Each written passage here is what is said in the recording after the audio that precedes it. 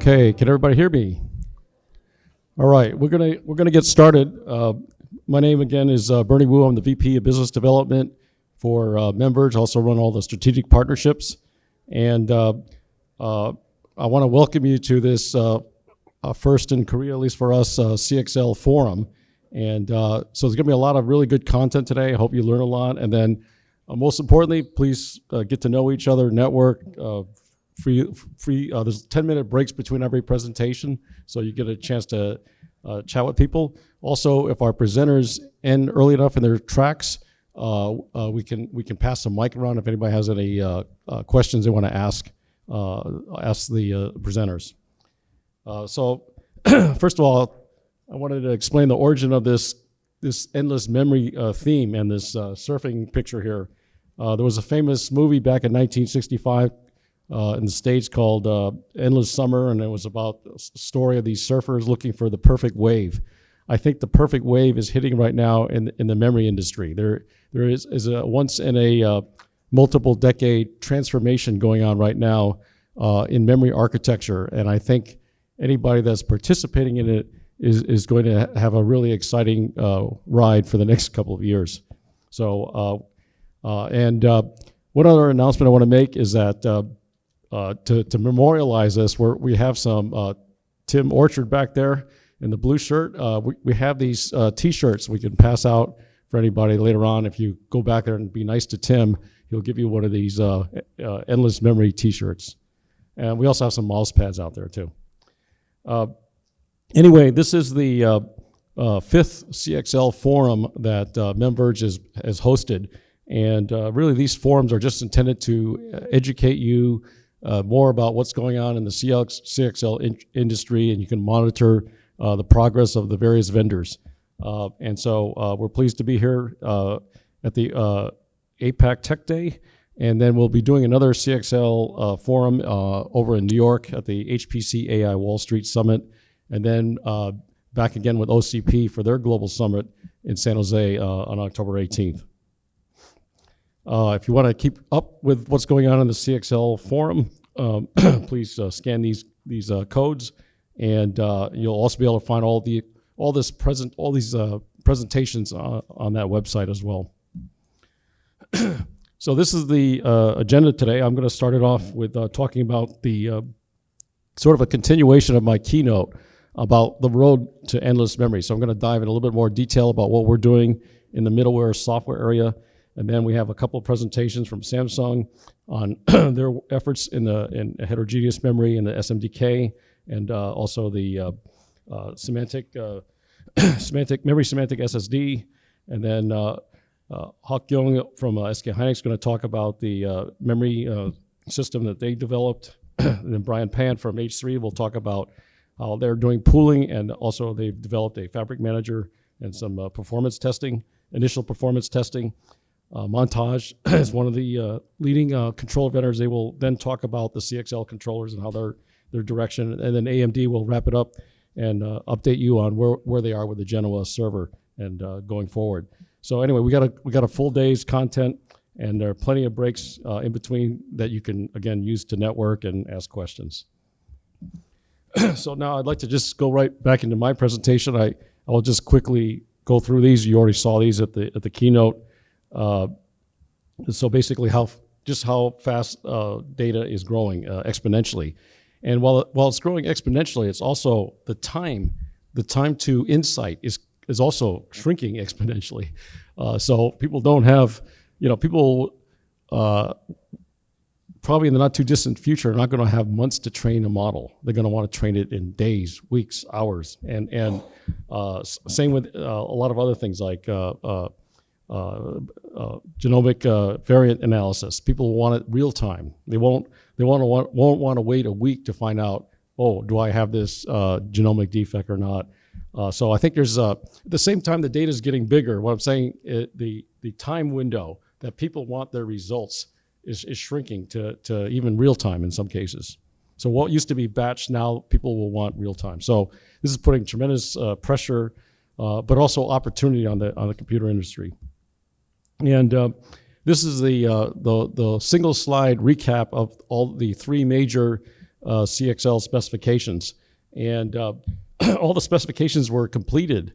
They were started, as I mentioned, by the CXL Consortium in 2019. They're all completed last year, all the way up to version 3.0. So the specs are done, but the actual products are just starting to come out. And so I think what I want to do today is convince you, along with the other vendors here, that it's more than just PowerPoint slides now. There's actually starting to become POCs and demonstrations of capability from real CXL hardware products.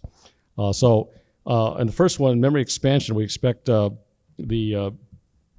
technology to start shipping end of this year, early next year. The memory expansion cards will become production available. Memory pooling, we expect sometime next year from various vendors. Some are building, let's call it switchless implementations, multi-port implementations of memory pooling. Others are building switches with built-in memory slots so that you can add memory in an external disaggregated pool fashion. And then also memory sharing is going to be a little farther out. This is indicating product availability in like 2026 timeframe. But I think what's interesting about the specs is that they're kind of backward and forward compatible. So we can actually bring in some of the features of 3.0 in earlier, as soon as pooling becomes available. And some of the most interesting features that Memverge is trying to bring in earlier through implementing them initially in software and then later on waiting for the hardware industry to catch up. One is coherency. And so we're introducing, as I mentioned in the keynote, a product called Gizmo, global I/O-free shared memory object storage layer that will handle its own read and write coherency at a software level and allow that to be used by multiple hosts. Likewise, there's a nice feature in the 3.0 spec that's called DCD, Dynamic Capacity. I forget what the last letter stands for, but basically it allows you to dynamically add and remove capacity, memory capacity from a host, and that's currently right now when you do that with just a hardware-only implementation, you have to reboot the system because obviously when you add memory, the BIOS and everything coming up on the operating system has to discover this memory, et cetera. But there is a scheme that was developed for the 3.0 spec that actually we can pull in forward. So we today can already demonstrate dynamic capacity capabilities on CXL. So I also showed this slide. This is a concept that we call the computing cell. And basically, one way to look at it is this is a coherent memory domain. And it consists of a pool of memory, consists of a layer of software. Our software has been designed so we can run it all in user space. We don't need to modify the kernel, so I think that will also help accelerate adoption. And then on top of that, we have platforms that we'll be supporting. I mentioned like things like Kubernetes and the Linux platform, OpenStack, and then also particular AI workflows and platforms such as Ray. So those applications will actually run, our goal is to make them run largely unmodified or even completely unmodified, other than maybe developing some plugins to integrate with those things. But other than that, we intend to run those kinds of applications on this platform and then unlock some of the benefits of consolidating the memory into a pool through this approach. And this is very much something we want to collaborate with the hardware industry to build these different, I'll call them reference designs based on this computing cell software stack. So the combination of hardware and software, I think in the early stages of this market, it's important to put a complete, well-integrated solution together until we get farther along as an industry and get interoperability and all that kind of stuff squared away. So I encourage you to work, if you're in the hardware business, to work with us on helping to build or validate your piece of this hardware in this stack. We're also working with software partners such as H3, which will have lower level fabric managers. And so our software is also designed to run on top of those things as well. So our software offerings are also being aligned up with the release rollout of CXL itself. So as I mentioned earlier, CXL 1.1 will start becoming available toward the end of this year, early next year. And we have a couple of software solutions for that. The first is our memory viewer, which is just a tool that we're going to provide at no charge to partners to distribute to their customers to demonstrate the benefits of CXL, and I'll go through that in more detail in a minute. We also have the memory machine platform. If you recall during my presentation, I mentioned that we've already been playing around with tiering and memory snapshot starting back in 2017 because we were working with Intel Optane and DRAM. So actually when Optane was discontinued last year and CXL started taking off, it was actually a relatively easy pivot for us to support tiering between DRAM in system memory and DRAM or whatever in a remote configuration over a switch, et cetera. Likewise, the same with the snapshot technology. All that stuff carries over, and we see using some of the, we used to store our snapshots in persistent memory. Now I think we can store them on something like memory semantic SSDs over time, or lower grade memory in the CXL pool. So there's a lot of neat things we can do with those technologies, even starting with CXL 1.1. CXL 2.0, I think, is going to be pretty close, right around the corner from releasing of 1.1 from our perspective, in the sense that we have already developed and prototyped something called a memory composer, which will orchestrate across multiple nodes and memory appliances or switches, allocation of memory and setting up things like what we call elastic memory solutions. And then along with that, again, we're pulling in memory sharing capabilities, starting with Project Gizmo, the global IO-free shared memory object. And we debuted that at the ISC show, just before the ISC show about a month or so ago. And we have lots of people interested in that. We're also starting to work with the Ray community on that as well. And then last thing is we're going to be building these computing cell reference designs. I think there might be designs for AI optimized, other ones designed for more just general data analytics or even edge computing. So again, we're interested in partnering with whoever's building these kinds of, appliances or system level solutions to leverage our software stack to unlock value. And so I'll go now a little more detail on each of these areas. So the first thing we want to do is see what's going on in our memory, and that's the first product or offering, our memory viewer. And so the benefits of that memory viewer is that it allows real-time tracking of the utilization and bandwidth between the DDR layer and CXL memory. And so we have nice real-time graphical displays. You can export this to your own kinds of plot, a Grafana or whatever. And then also you can display the heat map, where, so I think one of the key things about memory tiering is that if something is totally random in its access pattern, it's not going to tier very well. But it turns out a lot of applications are actually quite tierable. They do have hot areas and colder areas, and it does lend itself to a tiering algorithms that can detect that and automatically promote and demote memory pages from the closest memory, which is usually on the same socket, the same socket where the cores are running and the local system memory, versus CXL memory, which will be at least one NUMA hop away, typically, And so we have this heat map that will help you discover that and determine which applications are the best candidates and what's the right DDR CXL ratio to use for that application. And this is just a picture of some of the GUI. We're in the process of updating this. But again, this is just showing the CXL expansion cards down below, and then the configuration of the sockets above that on the left, and then showing the the bandwidth, memory bandwidth here for both the DRAM side and the CXL memory side here.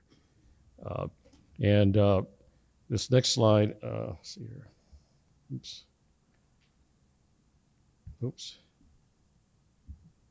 Next slide here shows the heat map. So this area, the green line shows the total amount of memory being used, and this red area shows the time series of all the hotspots, or how much of that memory is actually hot or being accessed quite frequently. And so between these, you can kind of figure out what applications are the best candidates to tier, and others, with the flexibility of our software, we can just not tier. We can just leave those in system memory, things like that. So anyway, this is a tool we are going to be offering, working with our partners that in the CXL industry to use this and pass it out freely to their customers to help demonstrate the value of CXL. Now I'd like to talk about this automated tiering in a little bit more detail. So the main idea is that, and again, we developed this tiering capability, but we're upgrading it now for CXL. We developed it originally for tiering between DRAM and persistent memory, and now we're going to be upgrading it so it supports both local and remote memory expansion. So on the switch, the farther away you get, the more it becomes imperative to have a very good automated tiering capability. And sometimes you'll want to tier and provision based on a capacity-bound application. Some applications just need more capacity. Other times you'll find out that they're more bandwidth-bound, and so you actually tier it and you allocate in a different fashion so you get more bandwidth. So as mentioned earlier, there's different ways of configuring your CXL pool so that you can optimize for one or the other. And so the granularity of our tiering also is going to be at the process ID group, and then also the C group level. So we can actually create, as you can imagine, different levels, quality of service for different kinds of applications or containers or whatever, based on a policy, a management policy set up by the users. And then the other thing we're doing is we're leveraging the hardware counters that are built into like the Intel is something called PEBs, and AMD has something called IBS. I think they might mention that later on this afternoon. Instruction block sampling that allows you to create a profile of the memory access pattern, and then we've also designed a product so it'll be NUMA aware, so we know that whether it's the CXL is has to go over a NUMA hop as well as the CXL bus to get into to be used, etc. So and so the benefits of all this automatic tiering is to optimize performance, reduce latency as much as possible, and we've been able to show that even without this tiering software, you can run CXL at least locally because there's an auto NUMA feature built into the Linux kernel, and there's also abilities to do interleaving of memory. But we still find that we can outperform those by using the smarter tiering algorithms. And then also, like I said, I think the other benefit will be that we'll be able to create an enforced quality of service for different applications. So, for example, some loaded systems, we may say, okay, it's okay to spill into the disk. It's not that critical. Other ones are more critical. It's a database architecture. Okay, we got to make sure it never runs out of memory, that kind of thing. So this is just an example of some benchmarks we did on automated tiering with our software, and it just demonstrates this yellow line on this first graph here. Transactions per second. So we're running like TPCC and MySQL, and the yellow line is showing the memory machine tiering. That's our software, and then the orange line is just a default interleave of the memory and the local memory and the CXL memory, and then the next line below that is auto NUMA tiering. And so we do see a substantial boost in performance by doing additional optimizations. What I'm trying to say here. This blue line is DRAM. Now what's happening here, the reason it's flat, not even higher, is because what happens is up to this point, everything starts spilling on the disk. So this expansion, this is actually highlighting the difference between us and the auto NUMA or interleave approaches. Likewise, in this graph, we're just showing the latency, so lower is better in this graph. And so the yellow line, again, is memverge, and we're able to beat the latency of every other approach by doing a little bit more, adding a little bit more intelligence to the automated tiering process. The next product I'll talk about is Memory Composer, which we're actually in a kind of a early demonstration phase. And again, that purpose of that piece of software is to orchestrate and coordinate the memory pooling. So the the features are, we're, again, bringing in dynamic memory pooling, disaggregated memory pooling earlier than waiting for the 3.0 release. So when we say it's dynamic, it means we can do elastic memory pooling without having to reboot any of the systems. It's dynamic, it's done dynamically. And this will support different types of architectures, both switched architectures or multi-ported connected CXL memory. And we'll be working with existing local fabric managers, such as the one from, sorry, I can't see that. Okay, I'm watching the time. I got it. So we'll be integrating with existing local fabric managers, and such as the one being developed by H3, and then or using agents located on each host.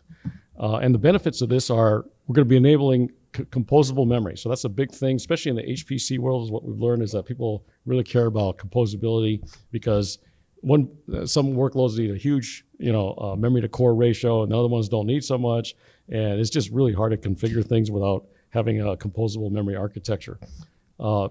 Likewise, we're going to be able to auto-detect and eliminate memory spilling out of memory and the infamous memory stranding problem.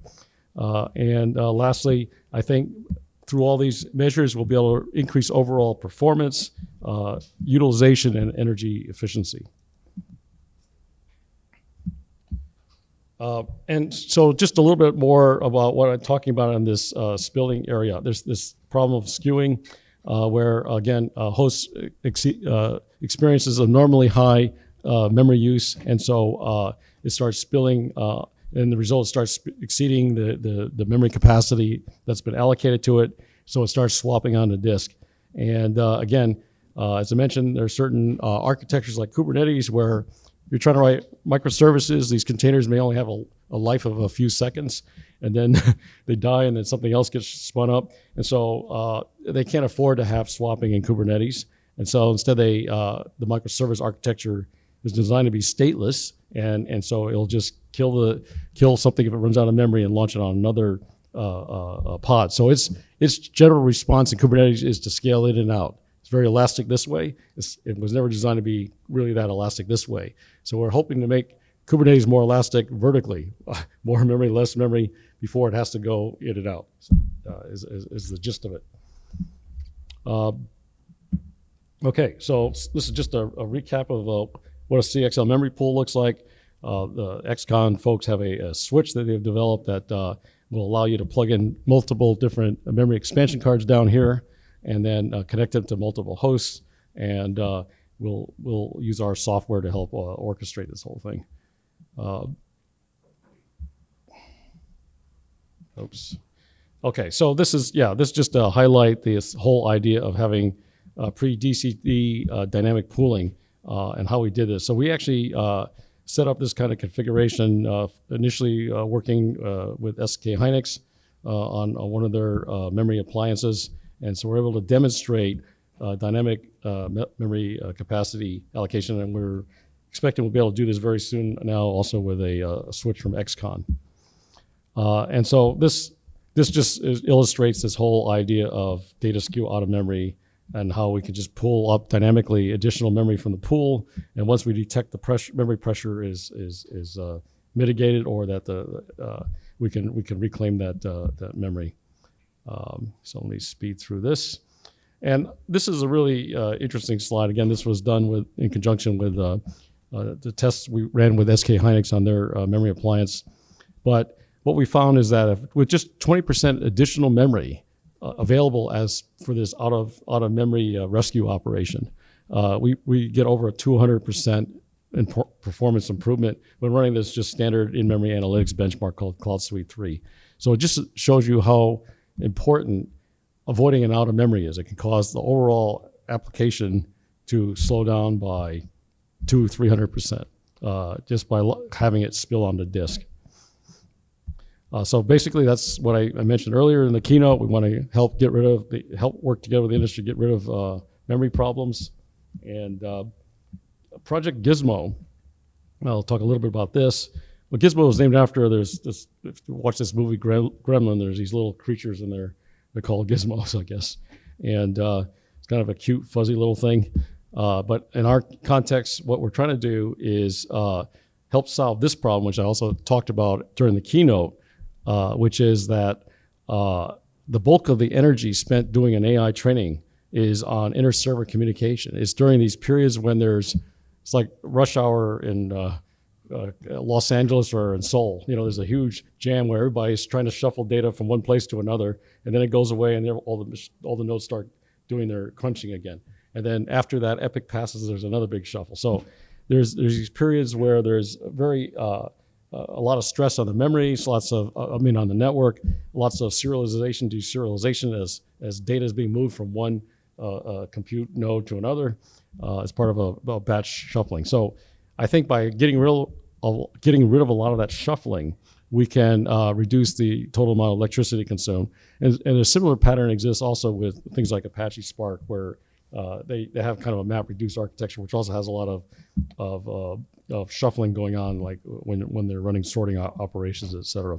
So I think there's a tremendous opportunity here to not only reduce energy, but even also improve wall clock time, execution time. And so to that extent, what we're doing is we prototyped this shared memory object that we tested now with some of the AI platforms, and it actually only requires CXL 2.0 with just the ability to allow us to present this same area of memory to two hosts simultaneously. Normally in a pooling implementation, it's exclusive to one host or another, but by implementing a little bit more of the specification, we can present the same memory to both or multiple hosts simultaneously. And then at the software layer, our layer will enforce memory rewrite coherency, et cetera. And so the benefits are reducing the serialization, deserialization, transfers over the network, getting rid of the needs to do memory copies, because a lot of times things are just being duplicated and copied into another node so it can operate on it, reducing spillage from inference skewing. And then also, again, there's a big sustainability benefit, we think, awaiting us once we get this out there. Let's see here. So this just highlights the I/O wall that currently exists with a lot of these kinds of AI training models. There's the serialization overhead, the copying overhead, and just the speed of the media and transfers over switch networks. And so by having this shared memory approach, we can keep everything in memory and speed this up greatly. So what we do is we're going to be installing these Gizmo API libraries in all the hosts, and then the applications can connect to them, and we design these libraries so that they're compatible with existing implementations. And then we have that all going to, even though the nodes may be still separate, independent, distributed ones, the memory pool has now been consolidated into a CXL memory pool. And so we've done that with Ray.